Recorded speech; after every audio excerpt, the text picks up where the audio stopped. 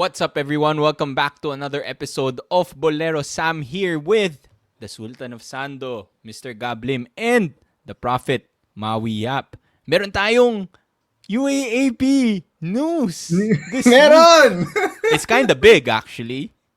Yes. But first of all, I just want to say, hindi ko kasalanan na natalo ang Ateneo Blue Eaglets. Si Noah Banal ang may kasalanan. They won against Ay, UST. nako. They won against After UST. you Oo. said they were back. They won against UST, so I did not jinx them. Si Noah Banal lang nagsabi that they were contenders, and then they lost to Adamson yesterday. Two days ago. So Yeah.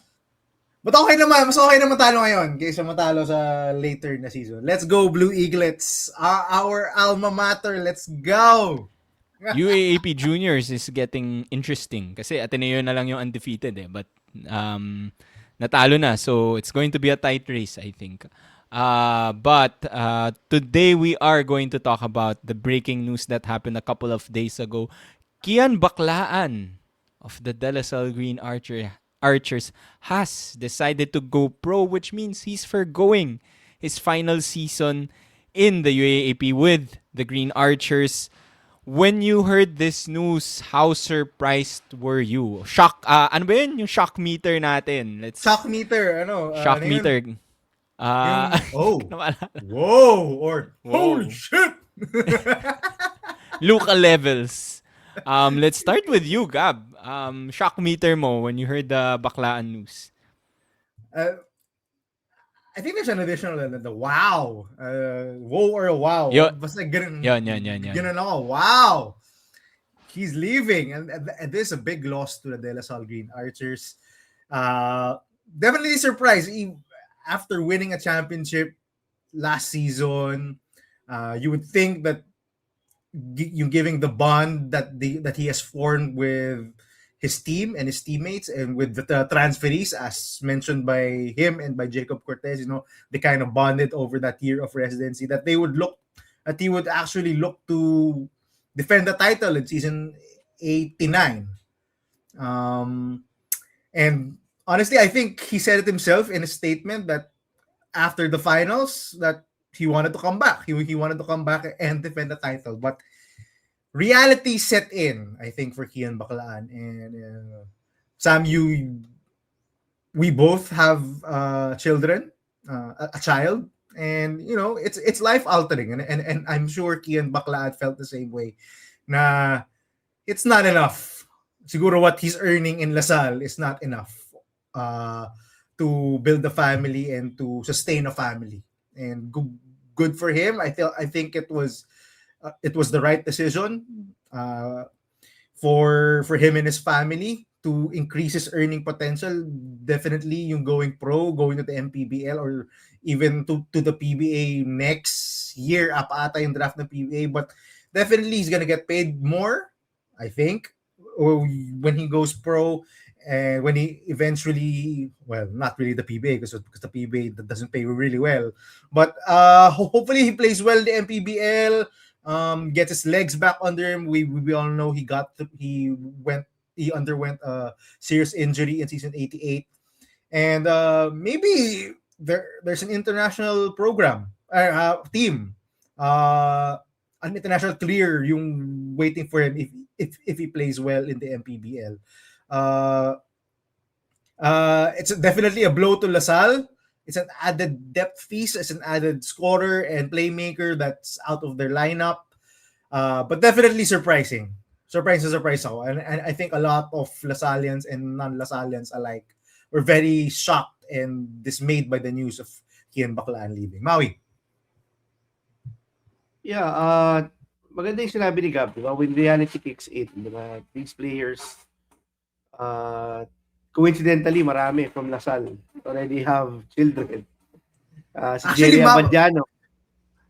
Maui, this is the third time, I think the third off-season in a row that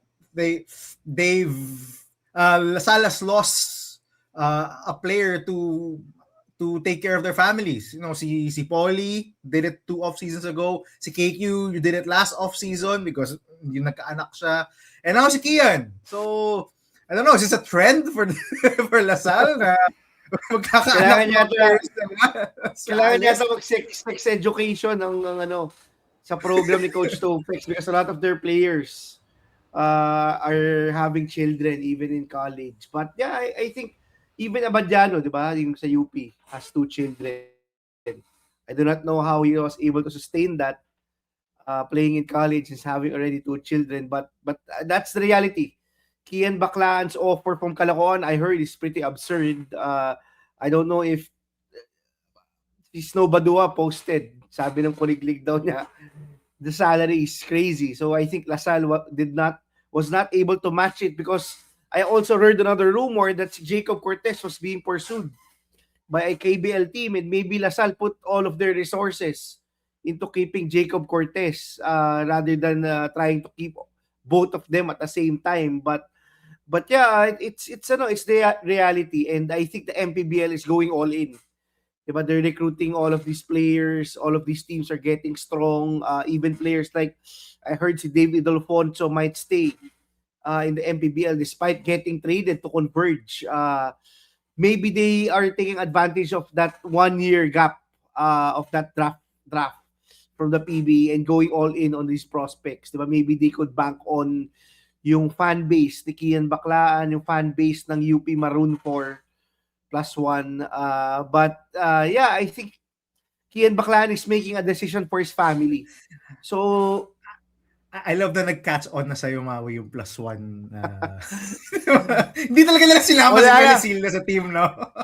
inaccept na natin kasi nga. in the NPBL, di ba, di na talaga nila sinama si Penicilla, but the four... Nakikinig kasi yung MPBL sa Boleros, Maui. Kaya yung 4 lang ginawa nila. The 4 others were package deal daw, di ba? And they conveniently left out one member of the Maroon 5. But yeah, kidding aside, yeah, I think si Baclaan just really had to really look at his priorities, and right now it's maximizing his earning potential. Remember, this is a guy that had a torn MCL in the middle of the season. Who knows what will happen? Who knows if he gets another bad injury next season? So he maybe took advantage of this opportunity, and I'm happy for him. Much like Gab, I hope that he dominates in the MPBL and goes on to greener pastures. Yeah, maganda yung sinabi mo, Maui, no? But first, before I talk about Baclaan, I do want to give a shout out to our good friend Enzo, who broke the news sa Tiebreaker Times. Shout out to you, sir, Enzo, para meron kaming content for this week. So yeah, I think I agree with Gab. Nung nakita ko yung article sa Tiebreaker, I was like, wow! And I was sitting beside my friend from Lasal, who's a diehard Lasal fan, si Chelsea, and I was like, dude, Kean Baclaan, wala na. And she was also shocked. So I think sa Lasal community and mga UAAP fans, medyo may level of parang shock, 'di ba, dun sa news. But because I think even after the championship, tayo, pag pinapag-usapan natin, sino flight risk, it was more of a Jacob Cortez. We were thinking he might leave for the KBL. But to Gab and Maui's point, if you think about it and you start reading the article, it sort of made sense for Baclaan. He had to prioritize his family and think about his future. Diba? Kahit na, I think, Gab mentioned, medyo matagal pa yung PBA draft, but playing for the MPBL, as Maui said, has been lucrative for a lot of these college players that are deciding to go pro. You mentioned a couple of the guys that have joined the MPBL recently. So, I think it's a good choice for Kean Baclaan. He has to prioritize his future. Also, Gab, dun sa mga na-mention mo kanina, si KQ, he left early, but his last season was a loss, diba? Hindi sila nag-champion. So maybe that's also a factor for Baclaan. At least he leaves the UAAP as a champion with Retire Lasal. while glorious. Diba, Retire while glorious. It's our favorite. Yun yung favorite line namin ni Gab. Pag nagbabasketball kami, okay, tama na, quits na, panalo tayo eh. So, retire while glorious. So, I think it was a good ending for Baclaan. And maganda yung pinost niya, 'di ba? I think he posted yung free throws niya to seal the win, the championship. So from being injured to potentially not being able to return, he was able to come back and make a huge impact in the two Lasal wins. I remember nung game 1 then, he was really good. He was efficient. And then he hit the game-sealing free throws for Lasal to win the championship. So I think it was a good ending to Kean Baclaan's story. And it sort of made sense for him to leave Lasal and go pro and focus on his family. So for Lasal, I think this is going to be a huge hit for them. Yung mga ibang players dyan na may anak, mag-ingat na yung Lasal. Make sure. Sino pa ba? Si Guliena, I think, and Boris. I'm not sure.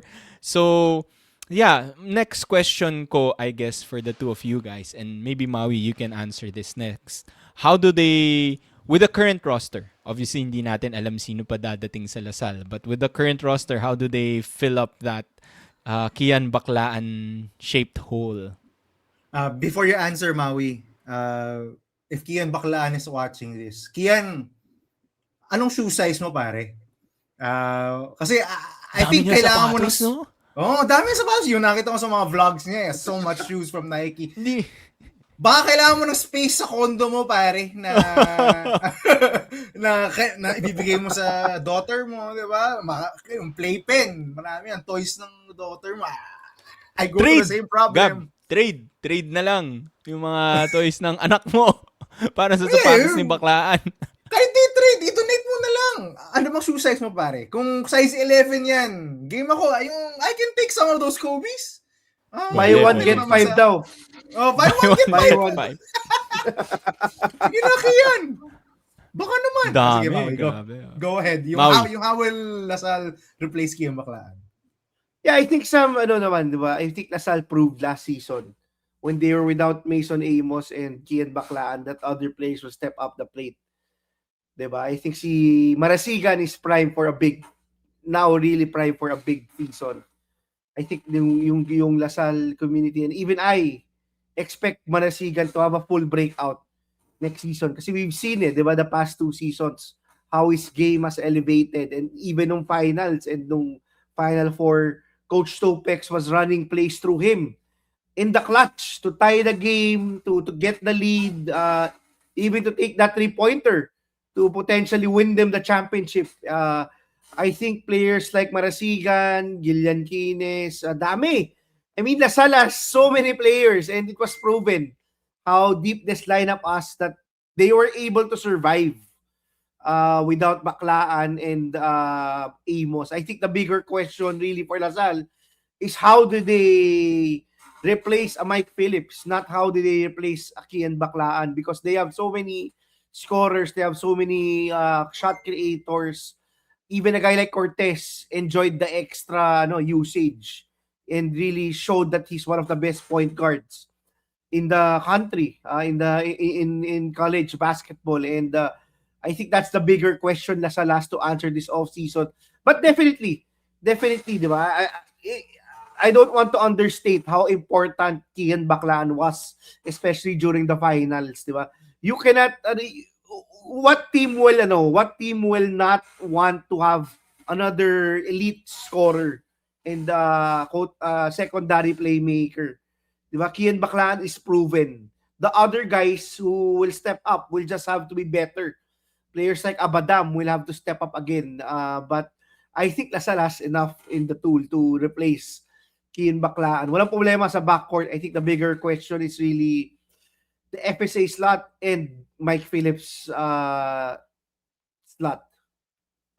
On that note, Maui, it's good that you mentioned Marasigan and the big man slot, because I don't know if you guys saw yung post ng frenemy natin, our good friend si Kinito Henson. I think Lasal played a game against CEU, an exhibition game against CEU, and Boris Marasigan was the leading scorer. He was the main guy. Obviously, I think si Jacob Cortez and Amos didn't play. A bunch of their stars didn't. But it was Boris Marasigan that led the team. And the main big guy from that game, 7 Gagate. I think he hit like Wow. crucial points and a game-winning steal or something like that to win the close game against CEU, who played Precious Momoe, who had Precious Momoe as part of the team.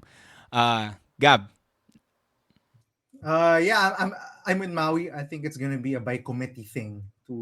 As we've seen them already without Kean Baclaan, and I think that's gonna be the same thing for next season. So we're gonna see some Doy Dungo at point guard, some JC Makalalag. I think he's still coming back. Tama ba?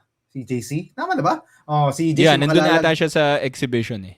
Ayun, si JC Makalalag is gonna take up some of that extra ball handling.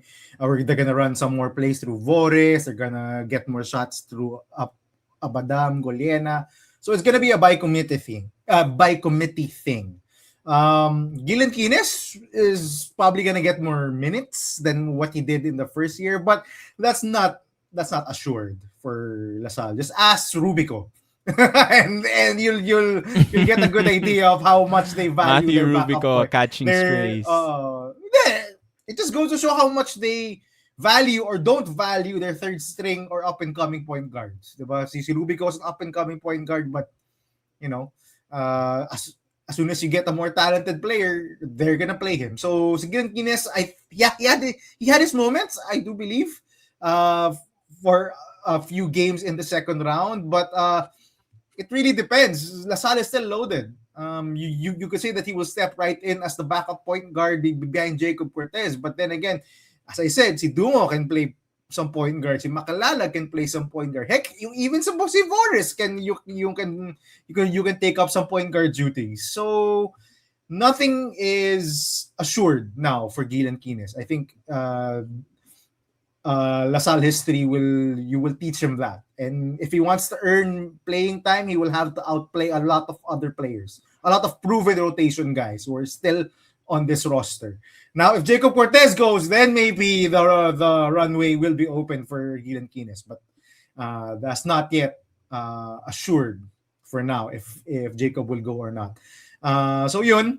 Tama si Maui, the Mike Phillips, the center slot is something that they will urgently need to address this offseason rather than si Kean Baclaan, because we've seen LaSalle without Kean Baclaan already. One last question. Do you think the Kean Baclaan leaving opens the door for LaSalle to sort of go all in on a guy like John T. Miller? I'm sure Kean Baclaan is getting valuable, it's getting paid well also in LaSalle, diba? Hindi naman siya, he's no chump change, diba? So now that he's gone, should LaSalle just go all in for John T. Miller? I know he will not play this coming season, but I ano think sa tingin nyo? regardless, Does I this think seal the regardless, deal? Sammy. No. I think regardless, they will go all in on John T. All Miller. in. Because given that the other contender for John T. Miller is their rival, the UP Fighting Wolves, I don't think they will want John T. Miller to go to the UP Fighting Wolves. So they're gonna try to outbid UP as much as possible. I don't know who's eventually gonna win. I think sabi ni John T. Miller, early February daw siya magde-decide. So that's next week. That's a few days from now. Yeah, Feb na. Bukas, Feb na. That's tomorrow. I'm sorry. That's tomorrow already. So let's see. Maybe we get John T. Miller going to either of these teams. But yeah, regardless of whether Baclaan was there or not, they will go all in on John T. Miller. Because even if Baclaan was there, Baclaan yung would be gone once John T. Miller yung would be playing already. Yeah. So so all the more reason to go after another playmaker, another scorer, because they just lost one. But yun lang. Any last words? I think si Sammy mentioned that because he thinks that LaSalle has more budget to get John T. Miller. But yeah, I think regardless of the situation, I think LaSalle should go all in because as Gab mentioned, it's either them or UP. So you want to get the player, not the other team. Diba? And I think that's basically it. I think si John T. Miller is an indirect winner from Kean Baclaan I think this even raises the stakes more. All right. Sige. So, Just a since- note lang, no? I just had to look back at Kean Baclaan's career in the UAAP. Started off in La Salle Zobel. I think he was from La Salle Zobel in high school. Went on, committed to UST, played for UST in a couple of leagues. I think in one league. Preseason, yeah. Preseason. And then Coach Jeff Napa got him to NU. And remember, he was supposed to win Rookie of the Year if he didn't get suspended. For faking a foul. Faking a foul. Like many Nawala times. na ngayon. Oo, nawala na Hindi na masyado yung auto-suspension. Hindi na nga. So, he lost the Rookie of the Year then. I think season 85 went on to season 86. They were almost the number 1 seed. I do remember that.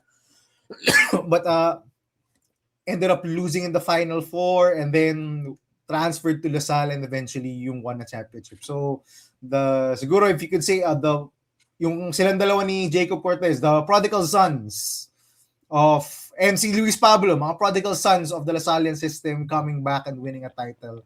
So, it's a good ending. Sama mo na si Agate, pero kailangan mo nila manalo for next season para maging successful na si Seven Agate. Pero yeah, a good ending to Kean Baclaan's career. I wish him all the luck in the world. I hope, as Maui said, he gets to prove himself and goes on to greener pastures. Most importantly, stay healthy. Yeah, stay healthy. Siguro, I just want to add, what are your fondest memories or most traumatic memories of Kean Baclaan in the UAAP, if there are any? Sa akin, definitely yung faking a foul. I think he was notorious for that. Hindi lang nung time na yon, but he's done that multiple times. I think even in La Salle, medyo nagawa na rin niya yun eh. So that's one of my favorite Kean Baclaan moves. Yung others, I'm not sure. Kailangan isipin ko pa. Maui. Ako gusto ko yung sa Ateneo yung gumagano'n siya. Off-season yun, pero... Off-season sa Blue Eagle Gym. Blue Eagle Gym. Hindi na makakabawi Ateneo sa kanya, Maui. Wala na. Hindi na nga. Wala na. He leaves successful against the Blue Eagles. Ako yung siguro not fond memory, but yung pinaka naalala ko kay Kean Baclaan, Phil Oil! Minuri si Terence Fortea ng sobrang kunat ang nakikita sa camera. Oo nga. Maganda diba? nga yun. He got an N1 over Terence and the camera zoomed up on him and you can read his lips. Clear as day. You know what he said. Ang kunat eh. Kahit na walang sound, alam mong makunat yun eh na sinabi niya kay Terence Fortea, and even got the ire of the entire UP community because of what he did. So that's one of my clearest and most, I wouldn't say fond, the fondest memory of Kean Baclaan, but definitely the most memorable one. Okay, Sammy, go ahead. All right. So since yun lang UAAP news natin, and we wanted to stay longer and talk more basketball with you guys, we're going to do a UAAP X NBA episode for today. So I think since trade deadline na this coming week, I think it's February 5 in the US. Let's do a trade deadline episode. Gab, I know you prepared like a set of questions or theme for us. Please explain away. Oh, we're just gonna name our buyers, sellers, and holders of the NBA trade deadline. So we're gonna name teams who we think are gonna be buyers, or those who are gonna try to get some players into their team, star players, or even some role players that they need to compete. Sellers, those who want to get players away, trade away some star players, some players maybe to clear up some cap space, maybe to tank already or to get more picks back. So those are the sellers. And the holders, those who will, I think, stand pat and not do anything in the trade deadline because things are going good, or they are committed to too much money in the future already, and they're the second apron and they can't really do much trading yung at the trade deadline. So I guess we'll just do a round robin of each question. So who are the buyers, who are the sellers, and who are the holders of the NBA trade deadline? Siguro Sammy, let's go to Oy, you. I'm gonna say go. umpisahan na natin. Let's start with I think let's start with the obvious one, sa sellers. There's one obvious team, I'm sure you guys all agree. Let's talk about the Milwaukee Bucks. Need to trade Giannis. We've heard all the reports. He has requested the trade. Actually, hindi nila ginamit yung word na requested a trade. I think parang it's time to move on. So, I don't know why ganon. I think Giannis wants to look like doesn't Sabi want ni to look like a Giannis, bad he will guy. never request a trade daw yung out of Milwaukee. Those were his words. So kaya I don't Yeah. think they wanted to use the word request. But it Or was request a trade. essentially Right. a trade Right. request. Na. Exactly. And I remember, 'di ba, sabi niya, ano ba yun? It's like breakfast. I wake up one day and I want to eat something else. So Milwaukee's definitely, I think, a seller. I think you guys agree. The guy that they need to get rid of is Giannis. But I think the big question, well, they don't need to get rid of him, but Giannis wants out. So I think the big question here is, looks like Giannis is guaranteed to be traded to another team, but when the trade will happen is the question. So you can do this trade deadline by Feb 5, but there are also other teams that could offer maybe a better package by the end of the season during free agency. So I think that's the question. Kailan matitrade si Giannis? What if I were to guess? I would say end of the season pa matitrade si Giannis, just because I think Milwaukee wants to get the most or the best trade package for Giannis, and maybe they can get better picks by the end of the season, unless a team like, let's say, Atlanta is willing to offer that prized pick, yung Milwaukee or Pelicans pick that they have. I think that would be something that Milwaukee would love to get. But my guess is after the season. But if it's this season, I don't know. Maybe are they going to take the Kuminga, Butler, and picks package of Golden State? I don't think so. Yeah, I agree. This was the top of my list of sellers at the trade deadline, the Milwaukee Bucks. If you're the Milwaukee Bucks, I think you would try to do right by Giannis. So that leaves that means that you have to trade with someone who's willing to win, who wants to win now.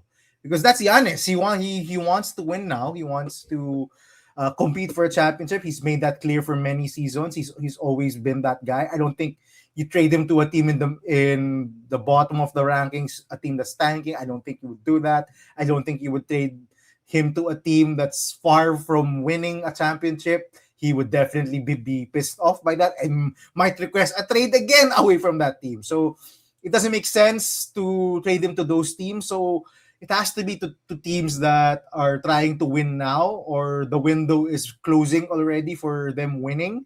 And also, of course, if you're the Milwaukee Bucks, you want to get back players, some young players, and some trade and some draft picks, because they basically don't have any. Their cupboard of draft picks is empty. You recall the Damian Lillard trade. You recall, I think, the Drew Holiday trade. I think they're still paying for that through draft picks. So they don't have a ton of investment in the future at this point. So you would think that they would want to get those back in a trade. Ang sabi sa ng mga news articles is the Warriors are the top team that's contending for Giannis. One, yes, they fulfilled the criteria. They want to win now because Steph Curry, who just went out with an injury a while ago, but Steph Curry and Draymond Green, they still have that core. They want to win now. They have picks to trade.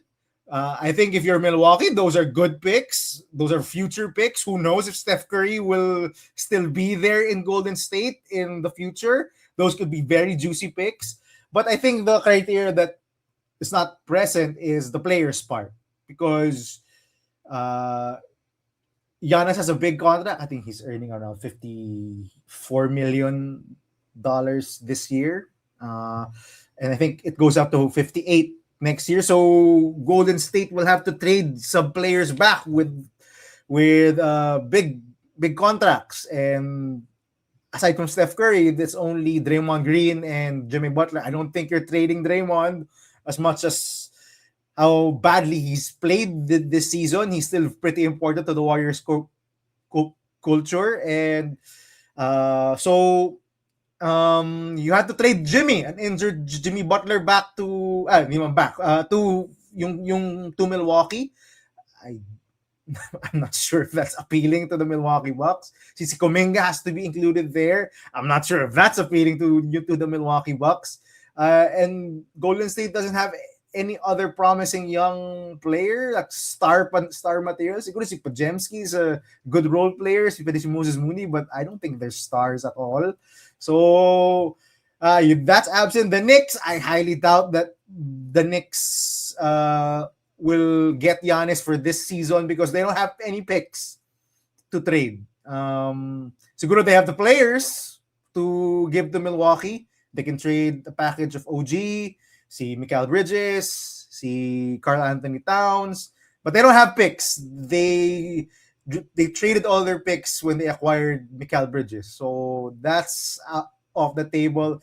The Lakers, I don't think they Off-season pwede pa. They'll get more picks sa off-season. Yeah, sa off-season pwede pa, but they don't have picks. They've aside from Austin Reeves, they don't have young players to trade. Unless you Bronny James, Dalton Knecht and Bronny James. The other Oh my LeBron God. James, yung junior na lang yung kunin niyo, Milwaukee. Siguro Atlanta has been rumored, but if you're Atlanta, would you really trade away Jalen Johnson, who you banked your future on when you traded away Trae Young? And if you're Atlanta, will you really, if you're Milwaukee, will you accept anything else other than Jalen Johnson if you're trading away Giannis? So, diba?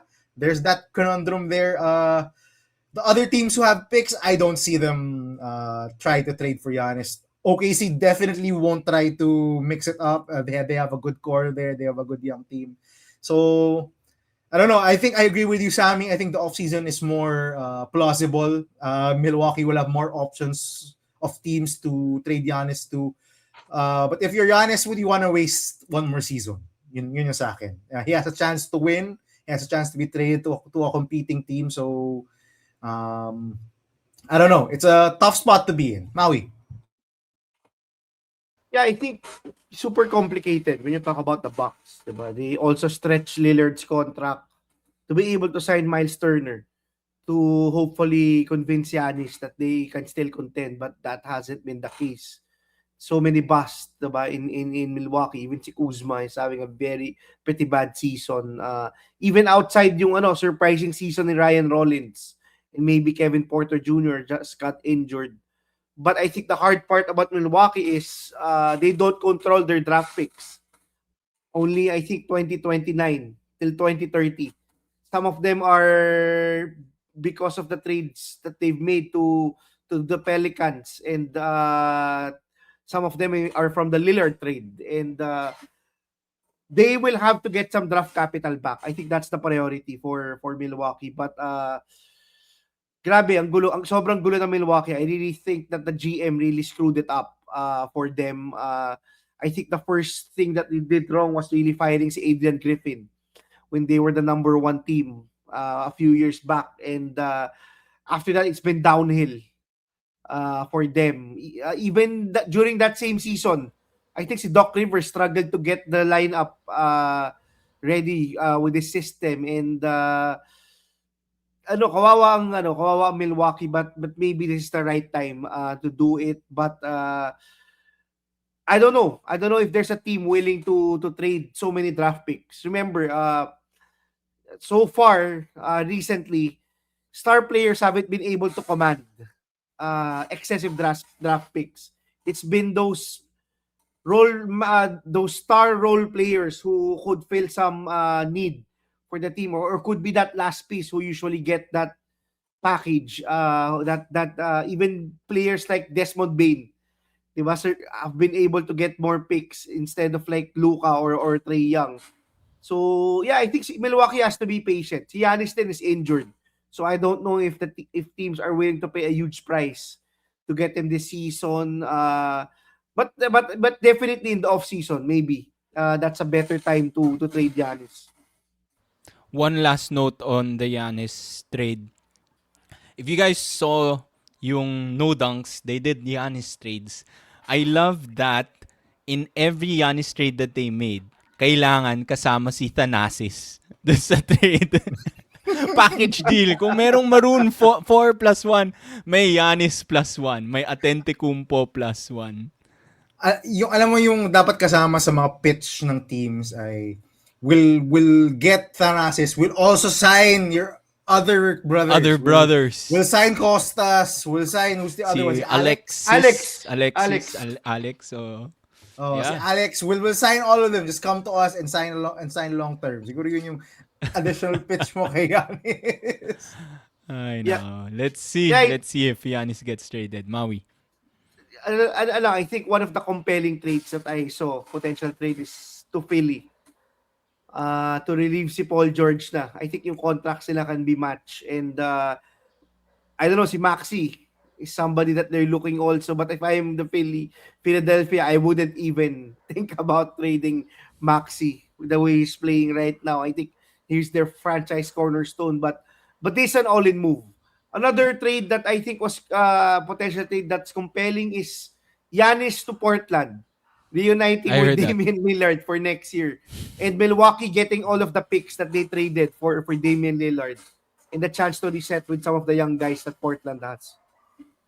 Yeah. Just one last note. I think for me, the move that I hated the most was trading Drew Holiday away for a guy like Damian Lillard. I think Drew Holiday is a championship guard.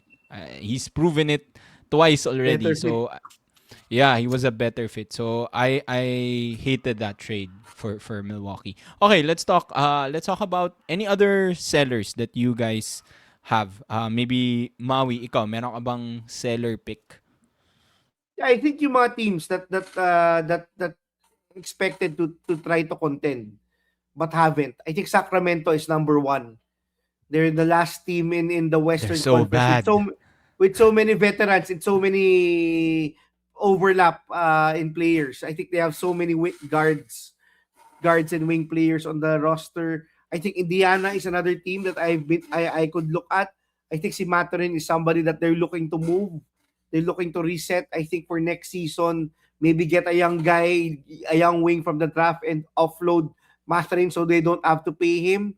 I think they're looking for the center of their future after losing Miles Turner. I think all of the fantasy fans of J Huff, I think J Huff is just kabahan na kayo to get them to their next center. And if I were Indiana, I'd be excited to see what they would do into offseason because I'm pretty sure that they are starting to prepare for next season where I think they will go all in. I had Sacramento as one of my picks for sellers because really, what are you doing? What is this team doing? They basically just reformed the Chicago Bulls from the past how many seasons? You know, they just replaced Vucevic with Sabonis, and yeah, what is Sacramento doing? If I'm the Kings, they're bad anyway, so just trade away their vets. I mean. Every time I watch Malik the Kings, Monk. that's the thing. They're not even using him. Yung Asami, I think he's their best guard, and they're not even using him. They're benching him sometimes. It's just crazy awful. They don't have any young players except for Keegan Murray. I have no idea why they signed Westbrook. Just no idea. You pair him with DeRozan and Levine and Sabonis, like what? And I don't understand at all. they should be looking to sell talaga. They should be looking to sell off as many of their vets as possible. Get as many picks back. Try to tank. They have picks. They have a ton. They have picks to invest in the future. So get more picks back. You know, itong I have no idea why they signed si Schroeder. Also, that's bewildering to me. I really don't get it. They should just invest in the tank. Tank for this season. They're already sort of tanking anyway with all these good players on their roster. They have good. It's you know what's confusing, Sammy, about the Kings. They have good Yeah. players on their roster, but they're But still it just bad. doesn't make sense. It just doesn't fit. They don't fit. So they should be selling.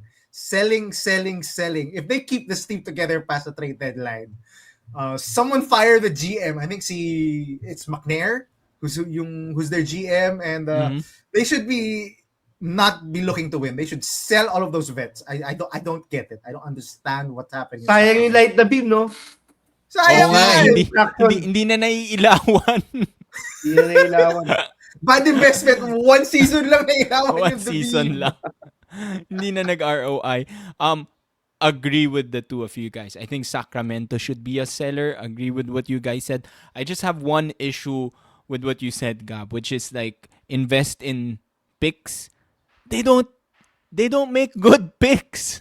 The owner always makes bad They picks. did. They did make a that's good the pick. Si problem. Halliburton. And then they traded him away. And then they traded him away. Sila dalawa ni So- Fox, di ba? Oh, si They Fox traded na, away. trinade din nila. So, yun yung problema ko dito sa Sacramento. I don't know how they're going to fix it kasi they sign like decent or good players but they don't fit. Tapos they get lots of picks but they make bad decisions. Nick Stauskas, si Sos Castillo, I remember one of the favorite picks of their owner. Yeah, so Sacramento, definitely a seller. Gab.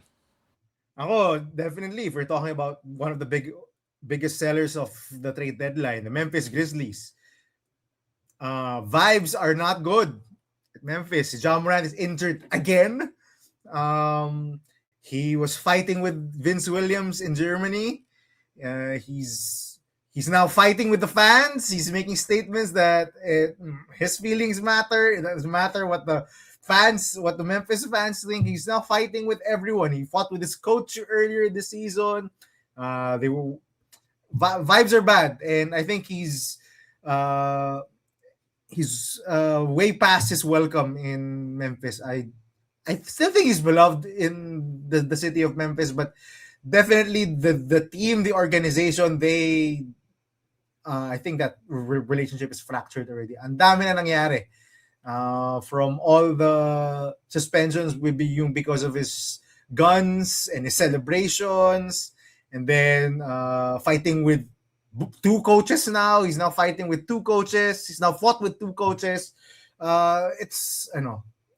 It's a disaster already. Memphis is not any good. Like, this is another team. They should aim to be bad now, because they're gonna have to trade their franchise cornerstone, and they're gonna have to want picks back and young players back. For those who listen to the mismatch, things are bad when the biggest Memphis Grizzlies supporter and homer, si Chris Vernon, has already given up Chris on Ja Vernon. Morant. Yung kahit siya mismo, ayaw na kay Ja Morant. He doesn't. I'm he down wants- on Ja. He doesn't want Ja Morant anymore. And if you've lost him, I think it's time to go. It's time to go for Ja Morant. I don't know. Miami is a rumor destination both for Ja Morant and for Giannis. It'll basically have to be si Tyler Hero you coming back for either of these deals. Let's see if that will materialize. They have picks also. I don't think those are enticing picks because they're Miami Heat and they're always trying to compete. So let's see. I don't know what other team would want another point guard, because it's a point guard like Ja Morant. The Timberwolves, you could say you need a point guard, but it's not the Ja Morant type. I don't think so. Plus, can you imagine na magkasama si Anthony Edwards at si Ja Morant sa isang team? They don't seem like a good pairing, in my opinion. They seem like very outspoken and dominant alpha players. I don't think that they would jive together. Who else? The Houston Rockets, you need a point guard, but I don't think you would try to disturb Pelicans the daw. vibes.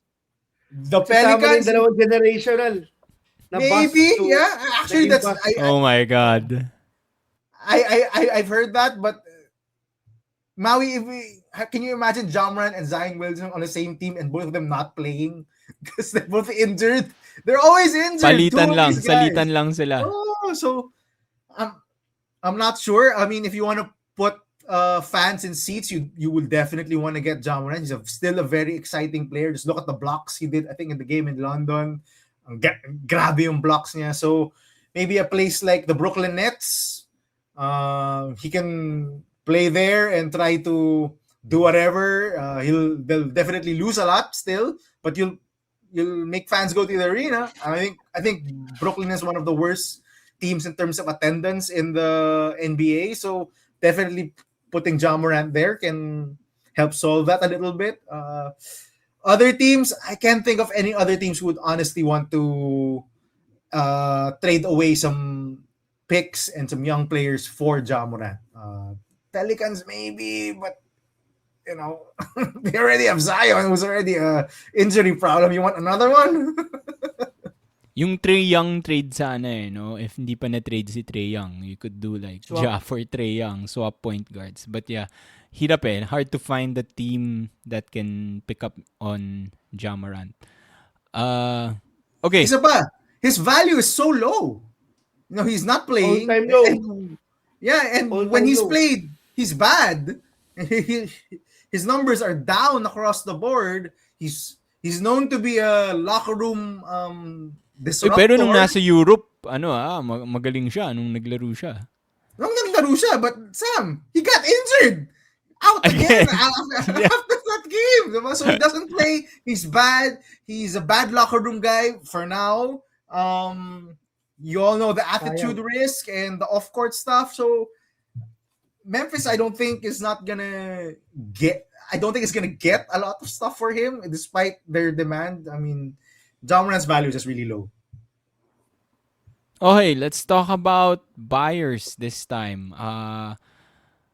Sige, I can start. Siguro, we talked about the Golden State Warriors as one of the buyers looking to shore up their lineup with Steph to maximize the last few years of Steph Curry. But I want to talk about the team we haven't talked about. I want to talk about the team from Canada, the Toronto Raptors, who I think could be an interesting buyer this offseason. I think surprisingly, they've been surprisingly Off-season good or trade this, deadline? this trade pa lang deadline. now. This trade deadline, sorry. I think they've been surprisingly good this season. To be honest, hindi ko in-expect na the Raptors would be number 4 in the East, but maybe that's because it's the East that tells you how bad the East is. They've been competing. I think marami, if you read about yung news, maraming trade chatter on like Quickly, Toronto trying to get rid of Quickly, or maybe RJ Barrett. Maybe trade those two guys for, let's say, a guy that's a better player than those two guys, or like a better fit for the Raptors. But at least you have like, you sort of still have Barnes, you have Ingram who they just signed.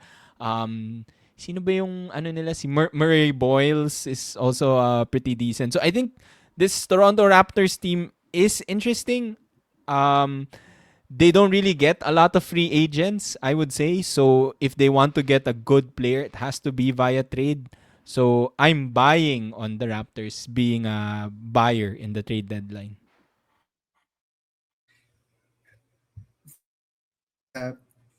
For me, they have to get a center because Jakob Poeltl is dealing with a very lengthy back injury, and they don't have any other center aside from Delix yun, Mamu. pag malaki ka back injury, tapos center pa, diba? Yeah, and he comes back and then he goes out again for a long stretch. So it doesn't look good. So I think they need a center. They don't have to make a big splash, in my opinion. I think they have good chemistry within their team, their roster. They seem to have good vibes there. They seem to be working well together. The Ingram Scotty Barnes pairing has shockingly to me, ako rin, Sammy, Di surprised ako ba? for this season. It's worked. Nakakagulat eh. In the offseason, I was very doubtful of this team because spacing, they don't have much of it. Three of those players, three of their top 4 paid players don't shoot threes except si Emmanuel quickly lang yung shooter talaga. So I questioned the fit, but they've made it work. I don't think they should trade or blow it up or trade to blow up the core of this team. I think they should work around the edges. To me, they should get someone like Goga Pitatse, who's not playing anymore in Orlando. Maybe he can provide some center minutes. Someone like Robert Williams from the Portland Trailblazers. He can provide some rim protection. They need bigs. They really need bigs to just protect the paint. And because a lot of times, and I just watched the Raptors game a while ago, they play Colin Murray Boyles at center, and he's what, 6'8", 6'9". They're small. Undersized. They're really small. If they want to win in the Eastern Conference, they have to match up eventually with big players, Joel Embiid, Karl Anthony Towns, Jalen Duren. So they definitely need to acquire bigs. For me, yun yung piece. Because I think they have enough depth. They have a ton of guard depth. They have wings. They just don't have bigs. So for me, yun yung kailangan lang i-target. Maui. Kunin nila si Sabonis from the Sacramento Kings. But yeah, I think that's the biggest problem for the Raptors right now. I think si Scotty Barnes is playing center most of the time. I mean, si CMB is the one starting, but you can see yung highlights, diba? You can see during the game that Scotty Barnes has been the main disruptor on defense with getting some weak side blocks. But I think that they need somebody to patrol the paint and to get rebounds. I think that's what they lack. Actually, ganda ng record ng Raptors, I think, when they have Barnes, Barrett, and Ingram, and quickly in the same lineup. When those 4 play, they have a very good record because they're a very good scoring team. They share the basketball pretty well. Very balanced scoring to the point that quickly is not really chucking a lot of shots. Diba? He's known to be a chucker also. But the Raptors could. Diba? I mean, the Eastern Conference is pretty wide open. With Cleveland and New York not really being on their A game, it's pretty wide open. You don't know how Detroit will do, diba, in one of their first playoff appearances. And speaking of which, I think the Cleveland Cavaliers also have a lot of questions to answer during the trade deadline. Do they trade Garland, who's continually been injured in and out of the lineup, and get some more playmakers? I think si Kenny Atkinson has been very vocal sa press conferences this season that they've relied too much on Donovan Mitchell. Lonzo Ball is not like si Ty Jerome, who could put some points on the board before, and losing also another player like Caris LeVert who handled the ball. Maybe Cleveland can get some players that would really rock their lineup also. Diba? Some playmakers, somebody who could score. Baka gusto nila tawagan Knicks. Ayaw na ata ng Knicks si Clarkson. I think Clarkson has been doghoused during the last 4 games for the Knicks. That's what they changed recently, why they went on this win streak. But I think that the Raptors should do everything they can. It's wide open. Diba? It's not every year that it's gonna be wide open. When Tatum comes back, Boston will be very good. Just look at how they're performing without him right now after struggling early in the season. Okay, Gabs. So we're buyers already, diba? So I have 2 picks for buyers. One, the Atlanta Hawks. I don't think the CJ McCollum trade for Trae Young was the end of it. There were rumors that they were going after Anthony Davis, but my main concern is CJ does not fit with this team. I I think when he's on the court, he's made Jack. he's made the other players worse. He's hijacked the offense. I don't get his fit with the other players on this team. He's like a worse Trey Young. So, he doesn't play make at all, but he does try to score a lot. So I don't understand the fit, and he doesn't play defense also, yung like Trey Young. So I don't understand the fit there. I think they will try to move him again. I don't think this is the end for the Atlanta Hawks. I think they want to build more around yung Jalen Johnson, and I don't think CJ McCollum is the way to go. And they need big. There's another thing that needs big because Okongwu is out. He just got hit in the face by Jaylen Brown. Porzingis never plays. I think they would want to move Another off him. trade candidate. Yeah. Yeah, I think they would want They're to move getting off nothing him. from him. Yeah. I think the Atlanta Hawks would try to scour for a big man out there. Heck, if Giannis is available, I think they should try to go for him. Whether that brings them to title contention is yet to be seen, but they need to make a move. They're still, once again, in the play-in hunt, and this wasn't supposed to be a team that was supposed to be competing. I think a lot of media people really picked the Atlanta Hawks to compete in the East, but they've been very disappointing. They don't play defense at all. They're sometimes just a sieve, like they just let people through to the paint. So maybe to trade also. I think they want to also move on from Risache, who's been disappointing. So I think they are a buyer. They're definitely a buyer in this trade deadline. The other team that I think is going to be a buyer is... Wait, now I'm blanking. What was I thinking? Maui, ikaw muna. I was thinking of another team. But I agree with the Atlanta pick. Lalo na si KP. KP, I think, should be traded. I think every off-season, every trade deadline, every off-season, the Lakers are a team you have to look at. I think a lot of the fans are expecting them to be buyers, but to be honest, I'm not sure. That was more of a joke. I think the Lakers will not make a lot of moves during this trade deadline. I think they have their lineup is pretty one-sided. Their defense is atrocious. Their offense could be one of the best in the league, and I don't know if one or two moves can fix that. So I wouldn't be surprised if the Lakers are not movers. But one team that I think could be buyers in the trade deadline, I think the Minnesota Timberwolves and the Houston Rockets, who both have issues with their point guard slot.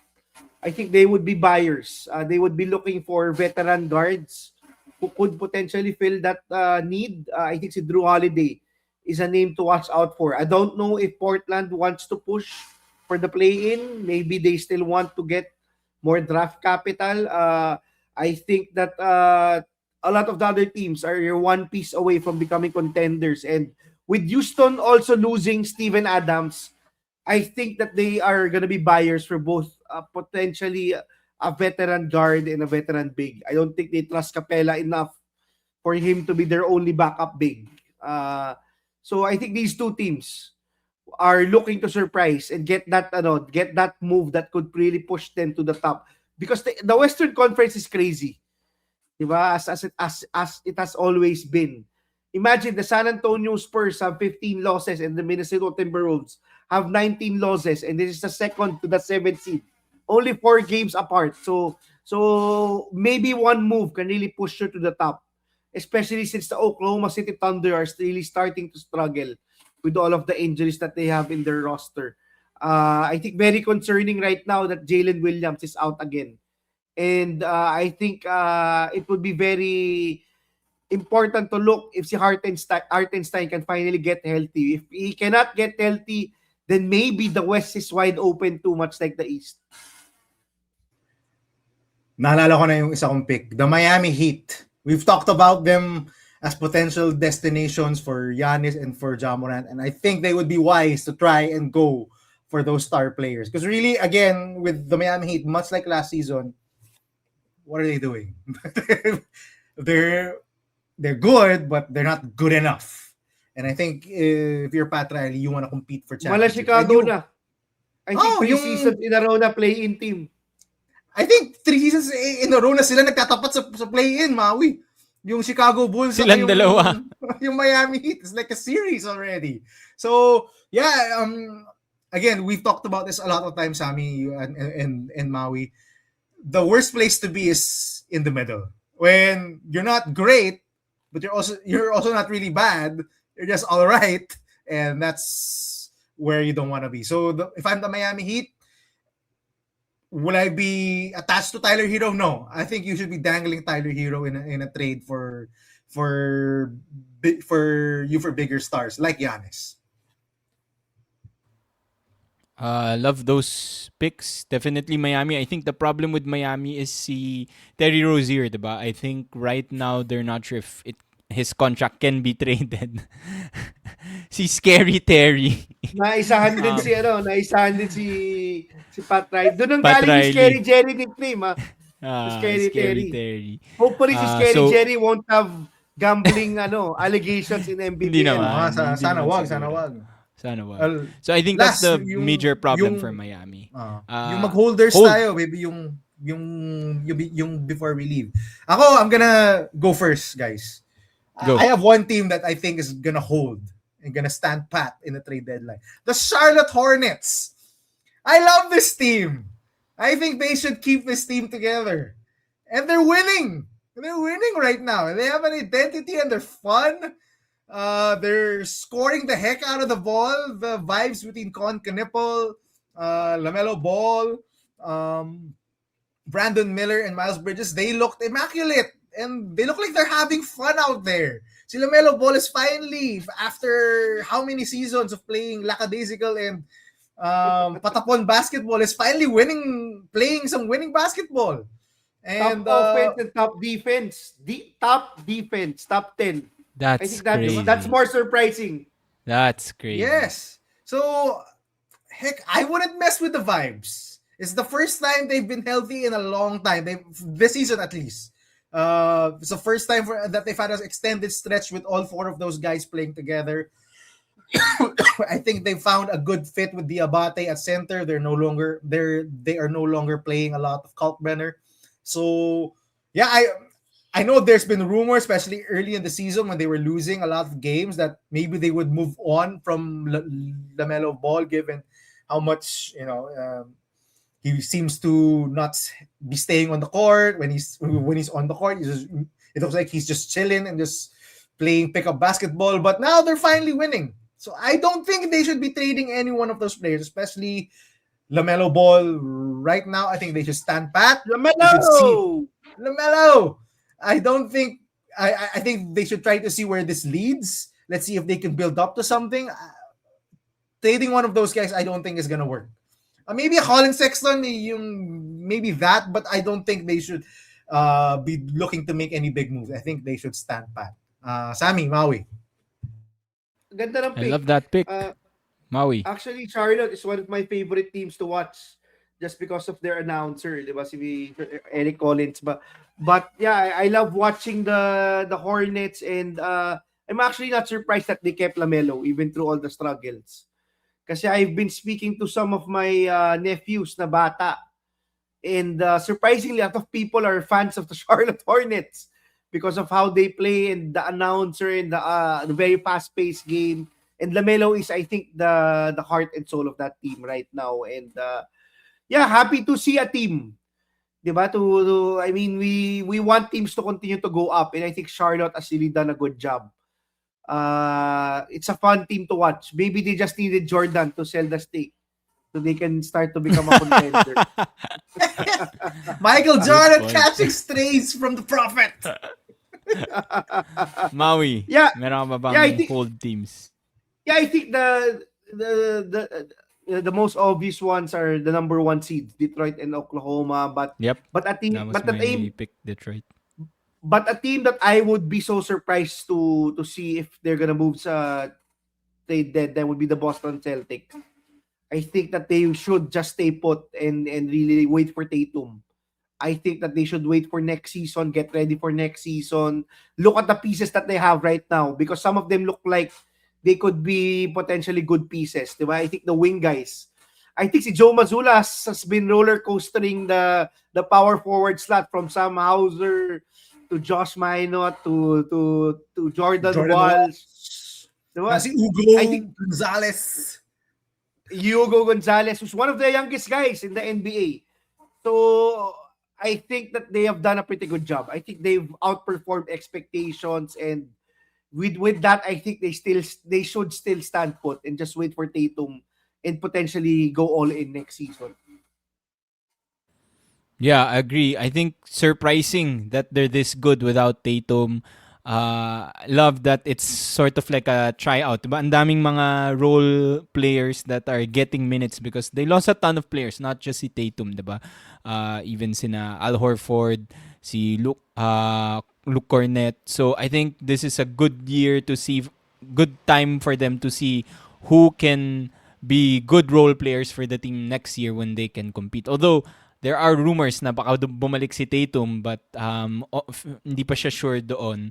I think the one guy that I always hear sa trade rumors lang is Anthony Simon. So if ever there's someone that they will trade, probably him. But I agree with you, Maui. And you mentioned my team. I wanted to talk about Detroit because they've been really good. But another team na parang people are always talking about, maybe Detroit needs another guy, maybe like an MPJ, yun yung sinasabi nila, 'di ba, for Detroit, which I don't know. I'm not sure about MPJ. So I kind of want Detroit to stay pat, keep the team. Maybe if it's Tobias Harris, maybe. Kasi parang wala na rin masyadong ginagawa si Tobias Harris for me. But yeah, I think that's it. Yung mga hold teams. You mentioned Lakers. I think they're as much as they want to be buyers, I think they have to hold because they have more uh, trade assets in the off season and they'll have cap space. So yeah. Because LeBron Um, will be gone. Off the books, at least. wala na. Pay cut now or back to Cleveland, we'll see. Or retire, yun yung options.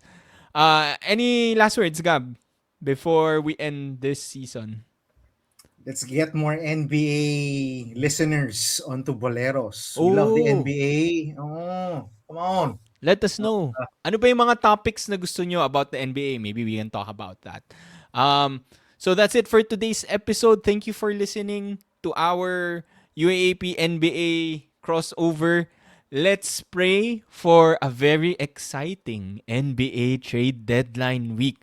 We'll talk about the trade deadline results when they happen next week. So stay tuned for that. We'll see you again next time. Bye-bye. Ingat. Don't forget, like, share, subscribe.